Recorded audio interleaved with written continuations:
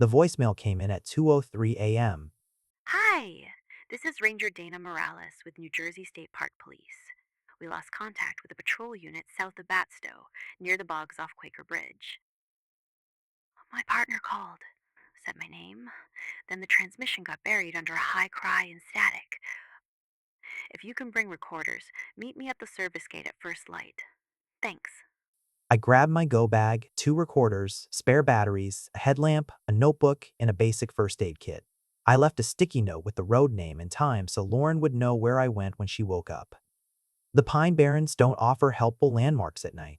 Trees pressed in, and the two-lane narrowed until the high beams felt small. The service lane to the cranberries was rutted dirt with sand pockets, damp from overnight cold. Dana waited at a chain across a narrow gate. She wore a ranger jacket with tight stitches, done by hand. She lifted a hand as I rolled to a stop and unhooked the chain. Morning. Are you Evan? Hi, yes I am. Good. Let's move before the day shift calls start coming in. A cranberry pond sat under bird netting that sagged with frost. Wind pushed a thin ripple toward the berm. The air smelled like tannins and iron. Play the call once more while we walk. Then show me where you found the truck. She put the phone on speaker. Dana. A two-tone cry cut across the channel, thin high note riding a rougher one, and held, then static. I don't have a clean animal match. I'll look at it later. But fox, owl, fisher, machinery, this isn't those. That's what I was afraid of. Thanks. We took her truck down the road. The cab rattled on the worst sections as Dana drove with a careful throttle. She pulled off at a wide cut near a low berm. He called me from here, or just past it. 10 minutes later, I was standing in his footprints and couldn't reach him. I saw a rectangular patch where a truck had sat. On the passenger side, steps led down the slope toward the reeds. The boot tread showed clean in the damp grit. A slight drag indicated he was testing his footing. Another track crossed that path, larger and more precise. It resembled a split hoof with a defined cleft. Inside the front half of the print, a curved claw mark pressed forward. The stride sat just under a meter, and the depth barely changed when the soil firmed up. The line climbed the berm, paused, and ended on compact ground. No scuffs, no drag. I took out one of the recorders and recorded the details. Hoof width 10 centimeters. Inner curve 3.5, forward rake. Stride 96 to 98 centimeters. Depth swing under a centimeter. She touched the rim of one print with two fingers, then stood. I'm not pretending I don't see what that looks like, but I'm here for him first. What else did you find?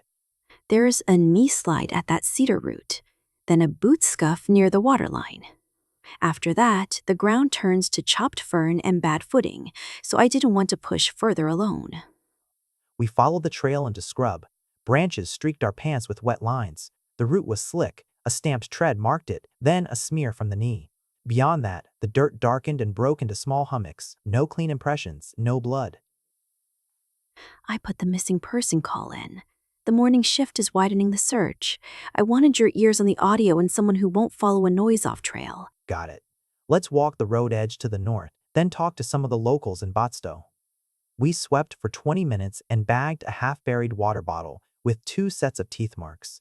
The spacing didn't look like a dog, and the arc didn't look like a raccoon. We tagged it, logged coordinates, and drove to the village. As we arrived in Batsto before sunrise, I saw rows of old buildings by a mill pond. It was quiet enough to hear the hinges of doors, a distant pump, and wind in the reeds. A maintenance guy with a thermos waved us over. Hey there. We lost contact with a unit south of here by the bogs. The last thing I heard on the radio was a two-tone scream. I need the quick version. What do people actually hear and see? In the winter, sometimes early spring, hunters hear it. Staff do too. Kids on dirt bikes hear it and back off. The tracks look like a hoof with a claw mark inside. You'll see them in sand or light snow, then nothing, once the ground firms up. If you're going back tonight, take a bird net and leave one seam loose. You won't catch anything, but it might buy you a second. Appreciate it. Thanks. We ate sandwiches in the truck with the heat on low. Her radio cracked with an update. Another team was moving to the cedar swamp fingers east of us. We stopped by the keeper's shed and picked up a net and a coil of cord. At dusk, we strung it along the berm and left one seam loose, 20 feet off the crown. I mounted a recorder on the roof and set a second on the dash. The air thickened as the temperature fell. As we waited, a sweet, rotten smell came off the pond edges and the birds went quiet. Wind crossed the water and ran along the berm. We watched as movement started on the far side. Steady, measured steps. The seam lifted and a forelimb came through the net and set a hoof. A curved inner claw pressed over that same print and raked forward, smooth and controlled. It took another step. The leg was longer than it should be, joints tight and efficient. A shoulder slid through without snagging, like it had done this before. The body stood tall and narrow through the chest, head held forward, ears pinned back. The eyes took the low beam without flashing out, the center stayed dark. Its mouth opened and the same two-tone cry hit, a high note with a rougher one under it, locked together. My throat tightened. Back up. Slowly. We stepped back, keeping the light low. It paced us along the seam. The net caught for a half second on a sharp point along its shoulder. It rolled and shrugged, and the seam slipped free. It had dealt with nets before. We climbed into Dana's truck. The engine caught on the first turn. As the headlights washed over it, its wings lifted halfway and held. Its skin was dull under the beams. My hands were steady on the recorder now. Its chest rose and fell slowly as it tilted its head toward the windshield. Dana put the truck in reverse and slowly backed up. It walked with us for a few seconds, then stepped onto the crown, gave one short, clean cry, and vanished into the tree line.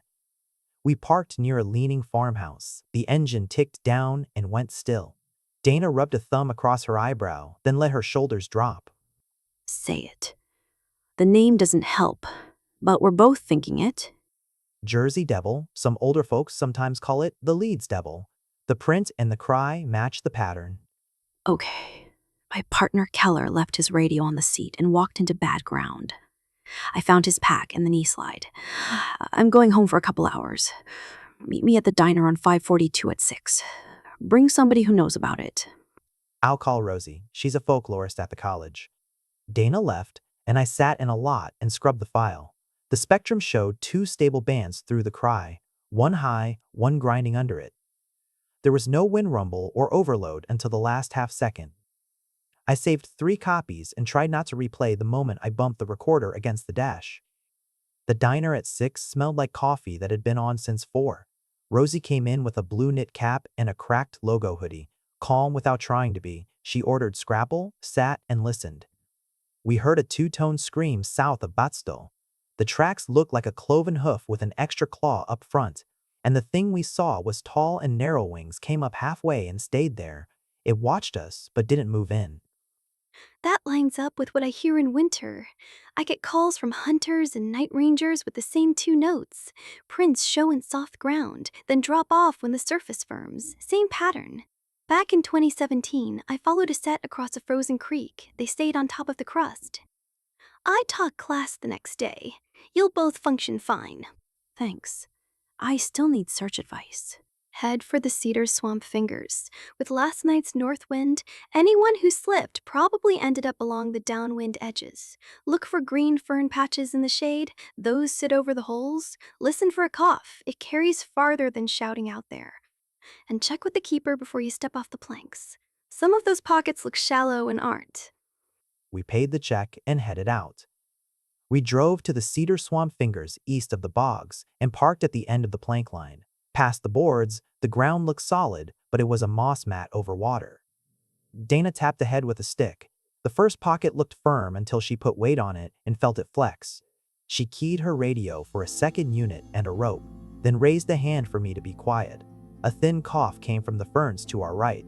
She wrapped the rope around a pine and handed me the slack. I probed ahead with a walking stick. The surface gave, then held, then gave again. 10 yards in, a man clung to a rotten log with both forearms. He had a split lip and mud covered his face. His eyes locked on us. Keller, hold on. I'm going to throw you a line. He nodded and Dana threw him the end of the rope. We pulled slow and paused after each shift. When his boots found solid ground, he swore, bit off a laugh, and kept moving. He didn't let go of the log until he was under the pines. I left the truck because I saw something. I know better. I still did it. I slipped near a root and fell over the edge. We walked Keller out. Dana called the immediate area clear and requested a medic at the gate. He drank water in small sips and called home. I'm okay. I'm with Dana. I'll get checked out and call you after.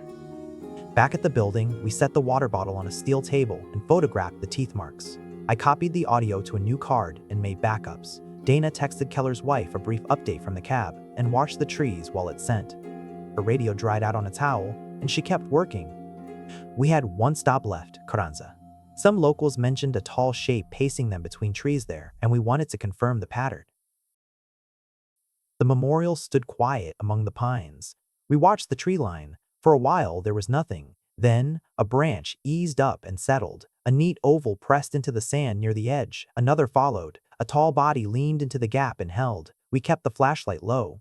The eyes reflected, centers dark. The legs showed that same hoof and inner claw when the beam edged across them. It stood long enough for my forearms to ache. Then it stepped back and was gone.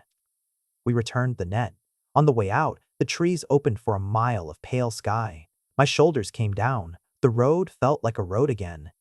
At home, I rinsed grit out of my boots and wrote the details before they drifted. Print width, stride, depth, seam location, timestamps for both cries. Rosie's advice, the exact words Dana used at the berm. I pulled the audio into the editor. 2 bands sat where I'd felt them. I marked peaks and saved clean copies. I don't have a lab answer for the Jersey Devil. What I do have is a pattern, the cry, the print, the body plan, and the way it decides when to use the ground. That's enough for me. If you're going out there, tell someone your route. Bring water, a light, a paper map, and boots with real tread. Don't leave your radio on the seat. Don't step into dark water because you heard something interesting. If you see prints, photograph them with a scale and leave them intact. If you hear the two-tone cry, stay calm and back out slowly.